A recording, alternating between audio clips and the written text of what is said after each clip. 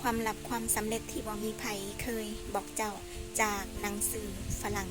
และความลับข้อนี้นิซาได้เอาไปลองใส่แล้วมันได้ผลและความลับข้อนี้ก็อยู่ในหนังสือของดร.นักโปเลนฮิลและความลับข้อนี้ก็คือเจ้าต้องแต่งตัวให้ดูดีเพราะคนที่แต่งตัวดูดีโลกสิปฏิบัติกับเจ้าคนละแบบและชีวิตของเจ้าสิง่ายอย่าเฝ้าเสื้อให้เจ้าเอาไปลองใส่เบิงและหลังจากคลิปนี้นิสาสิสอนเจ้าเรื่องการปรับลุคให้ตัวเองเรื่องการแต่งตัวให้ตัวเองดูดีเพราะคนเฮาน่ะมีหูพางที่งามอยู่แล้วมีซิกเนเจอร์ลุคของตัวเองที่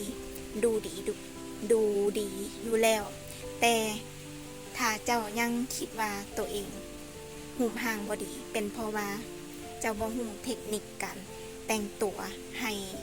มันเข้ากับหูพางของตัวเจ้าเองและนิสาสิสอนเจ้าและถ้าอยากรู้ว่าเริ่มจากบอนใดก็ติดตามคลิปต่อไป